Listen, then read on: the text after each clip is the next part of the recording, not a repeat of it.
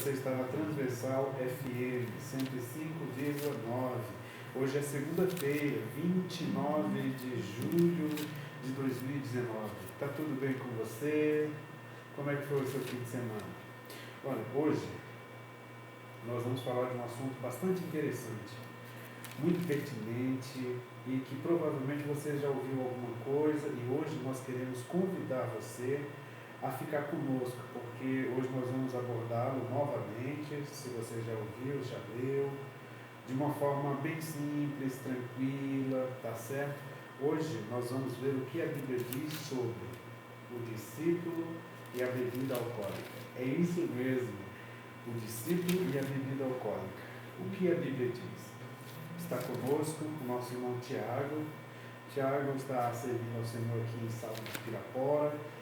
E às segundas-feiras temos ajudado a meditar, a refletir na palavra de Deus. Tiago, boa noite, está tudo bem? Boa noite, Raimundo, boa noite aos nossos queridos ouvintes. Estou bem, graças a Deus. Contente e animado para falar desse tema. Que legal! Tiago, esse tema é um tema bastante interessante, não é não? Bastante. E atual, né? Eu imagino que a minha geração, a sua, do ouvinte que está nos ouvindo agora, ouviu falar, enfim, é atual em toda época, né? É um tema que vem desde dos primórdios do Antigo Testamento. É mesmo, eu acho que é algo que já era debatido lá atrás, os profetas falaram muito sobre isso. E abusos sempre haverão, né, Raimundo? Infelizmente. Tá certo. Infelizmente. Muito bem. Bom, então nós vamos fazer assim, agora são 10 horas mais 4 minutos, nós vamos dar início agora e nós vamos fazer um intervalo aí talvez às 10h30. Bom, eu devo esclarecer que nas últimas segundas-feiras nós não temos feito intervalo, mas é que como é que eu vou fazer intervalo com um assunto tão bom? Porque, amigo, antes de sermos ou queremos ser profissionais, nós queremos ser verdadeiros. Então, a nossa intenção é segurar você pela palavra de Deus, pela meditação e não por jogos de marketing.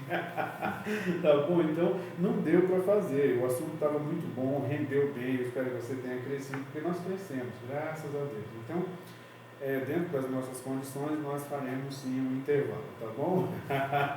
Não é mesmo, Tiago? Concordo, 100%. Vamos lá, porque vai parar um negócio que está tão bom. Está animado, né? Certo. Agora, Tiago, posso perguntar?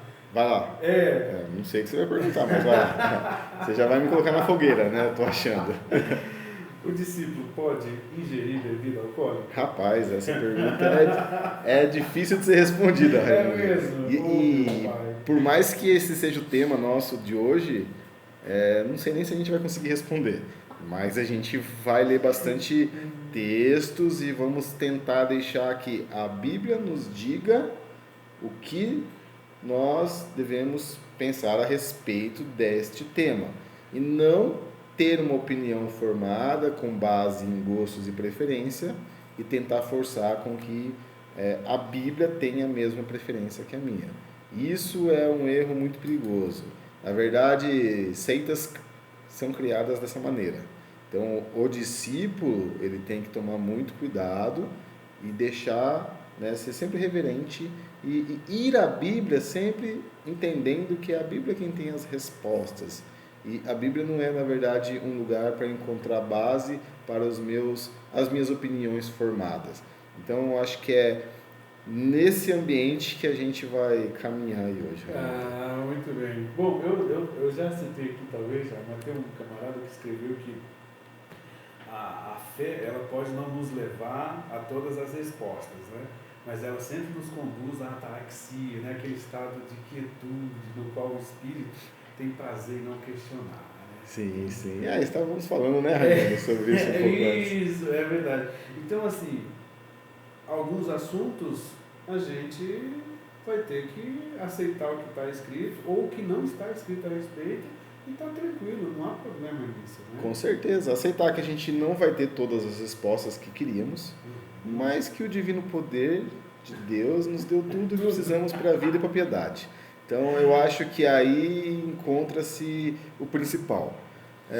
E aceitando que nós não temos todas as respostas, vamos julgar menos, sabe? Vamos ser mais amorosos e não ser muitas vezes tão rígido com aquilo que são preferências. Isso é muito perigoso, isso tem atrapalhado muito a igreja. É verdade. Bom, muito bem. E você não respondeu a pergunta. Não respondi a sua pergunta. Brincadeira à parte, mas essa era a introdução adequada para essa pergunta, né, senhor? Claro, é uma pergunta importante, eu já me fiz, sabe? Eu já vou começar colocando um negócio aqui, Raimundo, para o ouvinte, né, talvez que não me conheça, eu sou abstênico por opção. Para mim, para o Tiago, é o melhor caminho que eu defini para mim. Não necessariamente o melhor para o Raimundo. E eu não quero colocar isso no Raimundo, assim como eu não quero colocar em ninguém. Eu tenho os meus motivos. E eu encontro motivos bíblicos para pensar assim. E talvez a gente chegue a falar sobre isso. Mas é uma coisa que é minha. Então, qualquer coisa que sair daqui, é bom que fique bem claro que não é uma posição minha. O que a gente quer é falar o que a Bíblia fala. Então, para a gente começar esse tema, é importante a gente deixar uma coisa bem clara. A gente ainda não vai responder se ingerir bebida alcoólica é correto ou não.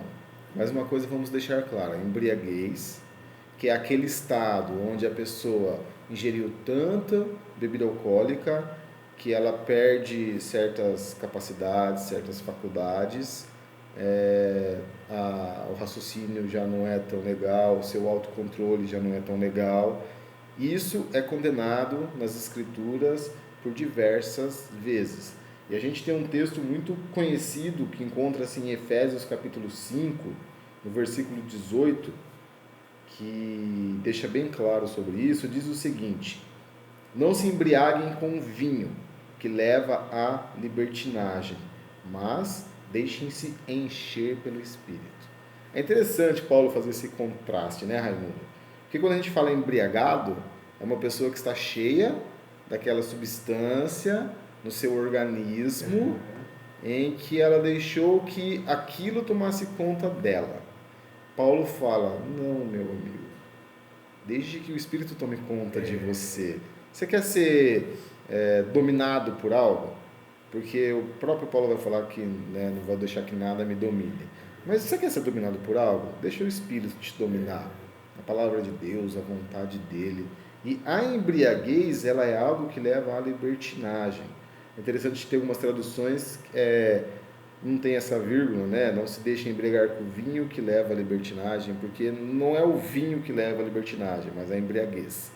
Esse é um estado em que muitas pessoas fazem coisas, dizem coisas, das quais, se ela tivesse sã, ela teria uma força para resistir a uma possível tentação, a uma raiva, a um momento de ira.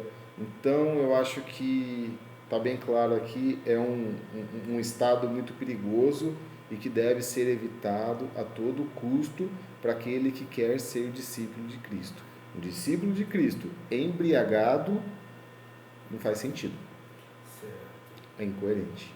Então isso tem que ficar bem claro para todos aqueles que querem ser discípulo. Quem não quer ser discípulo, a gente não tem que falar nada para ele, porque tanto faz. Tanto fez. Pode ou não. Porque não é discípulo do Senhor, não está buscando segui-lo, não tem as leis, não tem a base cristã.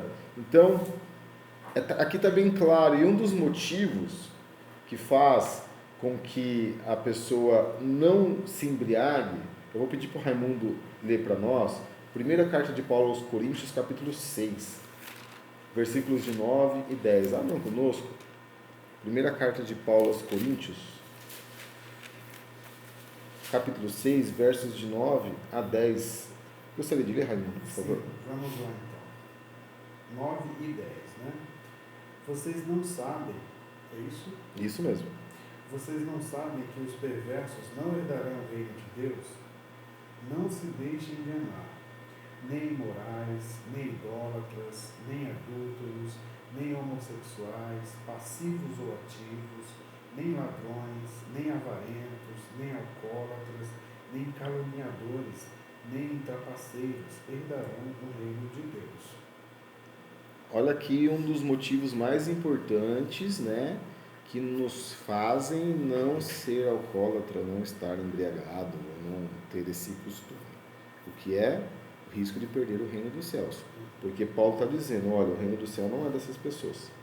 Não, é definitivamente. Não é. Essas pessoas não cabem lá. Imagina você chegar lá, uma pessoa que tem o costume de se embriagar, que não se deixa ser dominado pelo espírito e sim pelo álcool.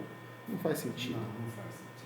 E é importante também, Raimundo, essa questão do alcoolismo, essa questão da embriaguez. Eu já vi muita gente falando que, puxa, a gente está em pecado e se Cristo voltasse agora? Ah, mas sorte que não voltou, aí amanhã não estou mais em pecado. Isso é uma coisa um pouco esquisita, sabe?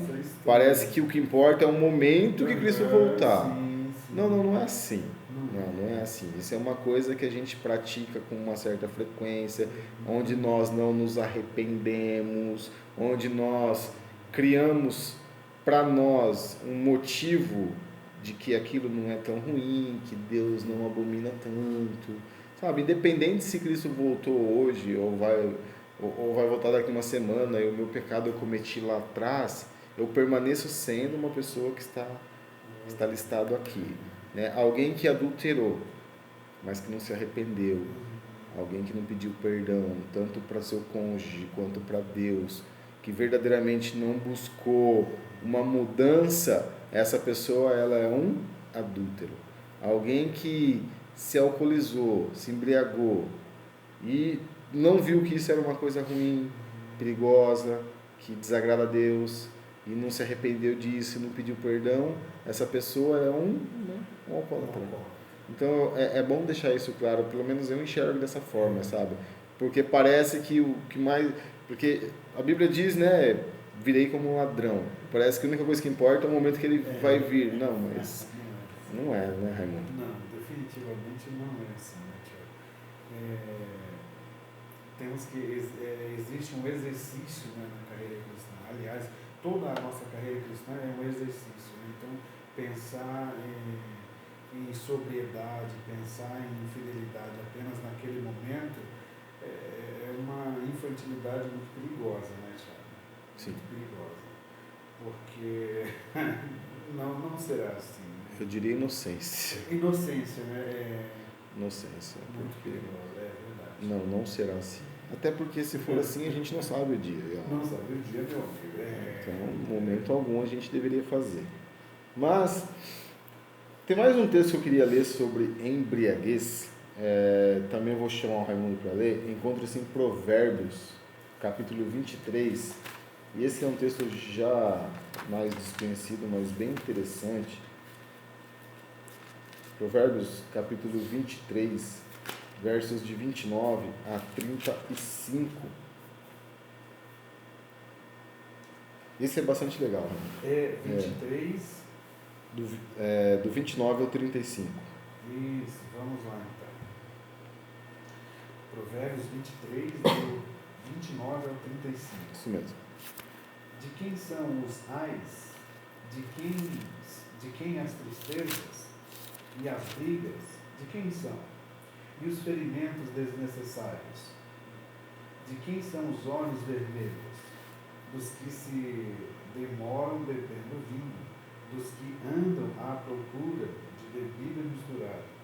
Não se deixe atrair pelo vinho quando está vermelho, quando cintila no copo e escorre suavemente. No fim, ele morde como serpente e envenena como víbora. Seus olhos verão coisas estranhas e sua mente imaginará coisas distorcidas. Você será como quem dorme no meio do mar, como quem se deita no alto das cordas do mastro, e dirá: espancaram-me, mas eu nada senti, bateram em mim, mas nem percebi. Quando acordarei, para que possa beber mais uma vez? Você acha que a pessoa que escreveu isso aqui já tomou um porre, Raimundo? Olha, para conhecer detalhadamente, certamente. Até aqui tem um detalhe bacana, aqui, Thiago, quando não se deixa atrair pelo vinho que está vermelho, quando cintila no copo e escorre suavemente, ou seja, devagar. Isso aqui, quando você coloca, no caso, o vinho e dá uma balançadinha na taça e a lágrima escorre suavemente, indica um teor alcoólico bem elevado. Então esse cara conhecia. Sabia como funcionam as coisas, né? Até porque se foi Salomão quem escreveu esse trecho aqui, ele já deixou claro que aquilo que ele teve vontade, ele não se privou de nada. Então, inclusive a bebida estava no meio, né? É interessante que ele começa dizendo de quem são os ais, as reclamações, as tristezas, os olhos vermelhos, sabe? Daqueles que bebem bastante. Aqui quem se demora. Veja que vez após vez está dizendo sobre um consumo mais elevado de bebida alcoólica. E vai falar sobre aquela tentação que exerce, né, na pessoa que gosta. Isso é interessante, né, Raimundo? Porque, novamente, para mim, eu posso olhar à vontade que eu não tenho o menor interesse. Felizmente. Mas eu tenho as minhas tentações, que onde eu sou fraco, que de repente alguém que tem uma fraqueza com bebida é muito forte, né? Então aqui a Bíblia está dizendo sobre essa cobiça dos olhos, cobiça da carne, algo que já tentou Eva lá no começo no Jardim do Éden. E tudo aquilo que te causa esse encanto, tudo aquilo que te causa essa dependência, essa vontade que te tira do controle, ela é muito perigosa. Ela é muito perigosa. E ela é perigosa em qualquer área da vida, né? Quando eu fiz essa aula, conversando com os irmãos, eu até citei um exemplo de que eu, Thiago, eu sou uma pessoa que tem muita dificuldade em controlar o que eu como. Eu sou uma pessoa que tem uma tendência a comer, especialmente massa, sabe? Falou em pizza, então falou no meu vinho. Só que assim, a única diferença é que eu consumir muita pizza, eu só vou ficar meio cheio e meio cansadão. Mas assim, a influência que isso exerce em mim não tem diferença nenhuma da influência que exerce na pessoa que consome a bebida alcoólica. Com a diferença que a pessoa que passa do ponto na bebida, ela vai, diz a Bíblia aqui, que ela vai tomar uma surra, não vai saber nem quem bateu nela, nem por que está daquele jeito. Então, queridos, né, quem quer se sentir assim, né, Raimundo? Pô, Tiago, essa é uma descrição de umas sensações que, olha, não faz bem, não. Eu já tive experiências assim na adolescência, poucas, infelizmente, mas tive, que realmente é muito constrangedor, sabe? É muito feio, eu sinto muita vergonha. Se eu pudesse voltar atrás, eu com certeza não faria. E ninguém gosta de acordar assim e falar, puxa vida, realmente eu perdi a batalha, eu fui dominado, eu deixei me levar. Porque um dos frutos do Espírito Santo é o domínio próprio. E o domínio próprio é aquilo que me ajuda a não me deixar levar, não se deixar ser dominado por coisas que a minha carne pede, né? As cobiças. Então essa pessoa que deixa se encantar pela atração do álcool, tudo que o álcool tem a oferecer, é uma pessoa que está correndo o risco de chegar no momento que ela vai perder o seu controle mental, o seu controle de tudo, e ela vai de repente apagar, não saber o que aconteceu, e aí de repente ela vai fazer coisas que ela nem vai se lembrar, mas pode magoar, pode ferir. E aí? Vamos arriscar? Melhor não. Não, o discípulo não deve. Não deve. Nesse momento não deveria arriscar. Não, de jeito nenhum. Porque daí as consequências são incontáveis, né, senhor? Porque assim, né, Raimundo? Uma coisa... mas Jesus não foi chamado de beberrão? Sim, pela oposição. Pela oposição. Jesus foi chamado de um monte de coisa que ele não era. Jesus foi acusado de estar com pacto com Beelzebu. Ele estava. Não. Jesus foi chamado de beberrão. Ele era. A Bíblia não diz que ele era. A Bíblia diz que ele foi chamado. Isso é importante deixar claro quando a gente lê um texto, quem falou. Quem fez a afirmação. Se você volta para o livro de Jó, o que mais tem naquele livro são afirmações falsas. Tanto de Jó quanto dos três amigos dele. Então, é um livro inteiro de pessoas falando coisas que estavam erradas. Até um ponto que Deus chega e fala, não, vocês ninguém está certo. Para de besteira, para de abobrinha. Então, muito cuidado. O cristão não deve se deixar dominar por nada. Então, o domínio que a bebida causa, a embriaguez, ela é algo que nós devemos fugir. Fuja de tudo aquilo que te domine. Fuja de tudo aquilo. Mas, deixando bem claro aqui, eu acho que nesse ponto sobre a embriaguez, há muitas outras passagens, né? Noé, quando se embriagou e passou vergonha. A gente tem Ló, a situação do que aconteceu com ele. Há muitas outras passagens de pessoas que se embriagaram e fizeram coisas vergonhosas, das quais não alegraram a Deus, ou fizeram com que outras pessoas caíssem em escândalo. Então, claramente, a embriaguez é pecado, a Bíblia condena. Eu acho que aqui não tem nem o que a gente discutir a respeito, nem o que levantar opiniões. Não sei se o Raimundo concorda. Concordo plenamente. Não há espaço para discussão a respeito da embriaguez de forma nenhuma. E aqui, Tiago, é interessante que na nossa região especialmente nos últimos 5 anos, tem aumentado muito o consumo de bebida alcoólica. Né? Então, especialmente por menores de idade. Por menores de idade. E isso é uma coisa muito preocupante. Por menores de idade e mulheres. Também. Tem aumentado assustadoramente. Então, quando uma pessoa dessa que já passou por uma situação, eu também já passei por essa situação de embriaguez, é ruim, mas quando essas pessoas entregam suas vidas a Jesus, precisa estar bem claro isso, que esse estado de embriaguez precisa cessar. Não pode mais acontecer. Não pode. E aí traz prejuízo para ela, para terceiros. Olha, é um negócio realmente que não dá para arriscar, não dá para brincar com isso, de jeito nenhum. Porque o discípulo, ele vai se perguntar, o que eu busco na bebida? O que ela pode me oferecer? Eu tenho certeza que ela não pode oferecer aquilo que a gente busca. No fim das contas, é só Jesus que vai poder suprir. O espaço aqui só caminhou. Eternidade? Você vai preencher a eternidade derramando quantas taças, né? Verdade. Não faz sentido, não. Você precisa de outra coisa eterna, né, Raimundo? Claro, nossa, Tiago, é verdade. Mas vamos agora começar a responder a nossa pergunta?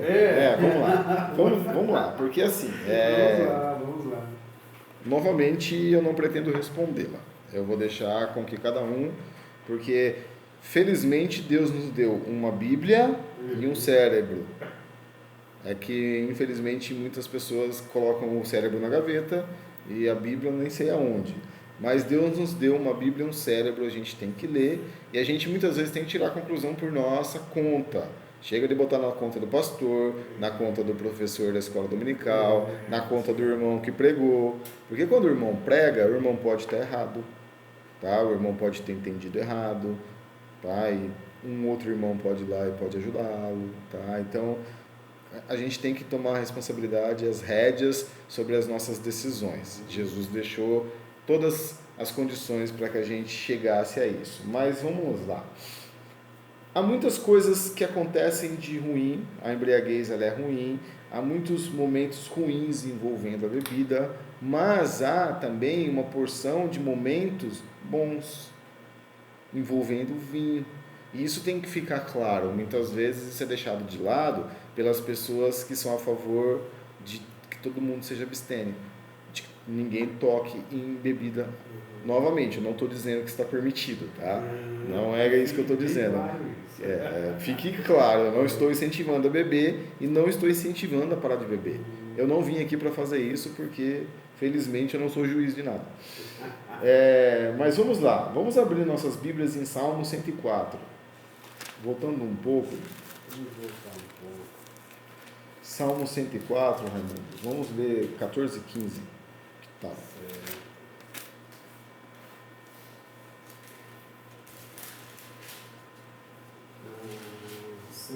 4, 14 e 15.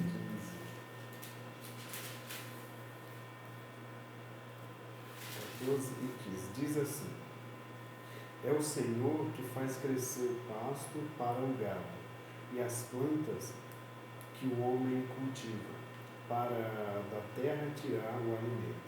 O vinho que alegra o coração do homem, o azeite que lhe faz brilhar o rosto e o pão que sustenta o seu vigor. Olha que interessante. Quem dá o vinho aqui, Raimundo? É o Senhor. Tá bom, mas o vinho não é alcoólico. Mas o que será que o salmista quis dizer com vinho que alegra o coração? Que é o Aurora? Não é sem fazer propaganda, não tomei nada da Aurora, né? O Maguari. Eu acredito que eu não tenho motivo nenhum para pensar que aqui seja um vinho não alcoólico. Tá? A gente tem que entender que, eu não sei, eu não sou um especialista nisso, mas qual era o teor de álcool do vinho naquela época? Por diversas passagens, a Bíblia usa vinho e bebidas fortes. Então eu acredito que o vinho da época ele era muito mais fraco do que ele é hoje. Tá? Eu já li alguns estudos, mas eu acredito nos estudos, porque eu mesmo não fui a fundo. Então, é Deus quem dá o vinho que alegra o coração do homem. E, cara, o que Deus dá... Deus que deu, como a gente vai falar que é ruim, como a gente vai falar que é proibido, sabe? Nesse ponto eu acredito que não faz muito sentido, aqui é algo bom. O vinho está num contexto legal nessa passagem. E se você pegar todas as passagens no Antigo Testamento onde o vinho está inserido, há muito mais momentos bons, positivos do que negativos. O problema é que os negativos eles são muito gritantes, né? São coisas assim, mas geralmente é de pessoas que passaram do ponto. Geralmente é de pessoas que passaram do ponto. Um outro ponto que a gente nem precisa ler, acho que todo mundo conhece, João capítulo 2. João capítulo 2 nos conta que Jesus foi numa festa de casamento, lá não tinha mais vinho, os convidados iriam rir, iriam caçoar, os noivos iriam passar vergonha, porque era isso que acontecia no costume da época. Se você desse uma festa não tinha condições. Ainda é hoje, porque de fato é uma situação bem desagradável, né? E aí Jesus ele transforma a água em vinho. E aí eu estava conversando com o Raimundo também um pouco antes. Eu, Thiago, não consigo entender por que Jesus transformou água em vinho. E prefiro acreditar que seja suco de uva. Mas eu não tenho motivo nenhum para crer nisso. Eu não tenho motivo nenhum para crer e também não vejo problema necessariamente. Mas gostaria que fosse suco de uva. Mas se você ler a passagem, se você entender os costumes da época, se você souber o que eles bebiam, que vinho era vinho mesmo, a gente tem tudo para acreditar que realmente é o vinho. Não sei se o Raimundo pensa diferente em relação a isso. Não, eu acho que era vinho mesmo. Né? E foi Jesus quem transformou. Ali. Tá? Novamente, o Tiago custa acreditar que Jesus transformou a água numa substância que ia dar às pessoas que, se consumida de maneira errada, né, iria fazer mal. Mas lembre que é Deus quem dá o vinho que alegra o coração. E Deus dá muitas coisas para nós boas, que se nós fizermos uso dela de maneira ruim, acaba sendo prejudicial. Se eu comer demais, a glutonaria também é tida como algo ruim. E o alimento é algo mais que abençoado. O sexo é dado como algo bom, mas ele tem que ser usado ali dentro da cerca ali do casamento, da proteção divina. Isso que é algo bom, usado fora, torna-se algo ruim. Então, não é porque Deus nos deu, né, que por si só ele é bom. Ele é bom quando ele é usado da maneira certa. Algo bom é bom quando feito dentro do contexto bom.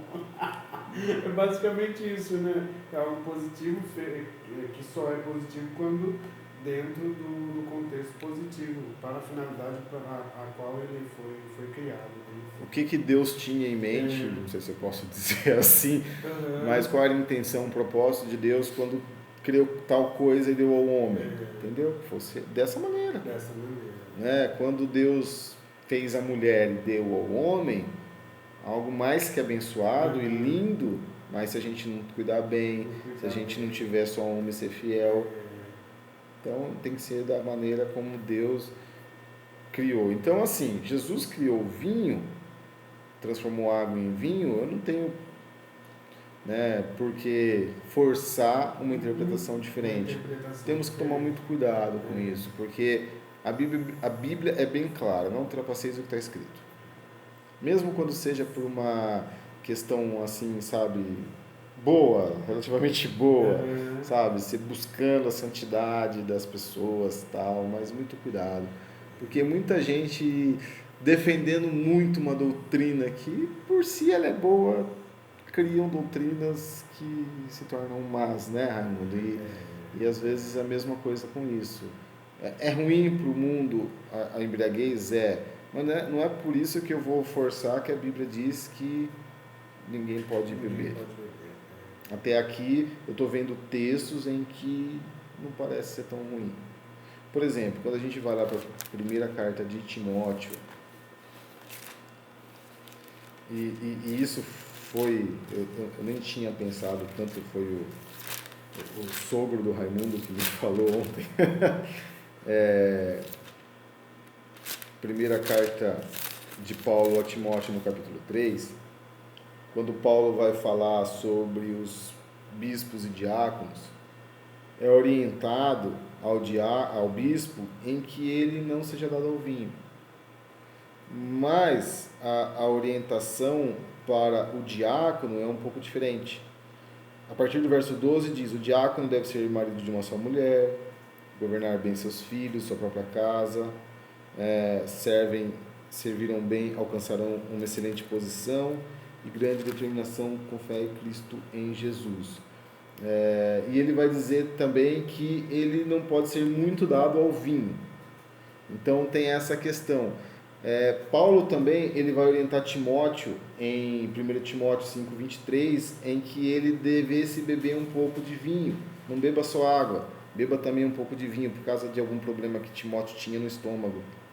E aí também eu não sei, alguns dizem que a água não era muito saudável, não sei dizer se é exatamente isso, não sei.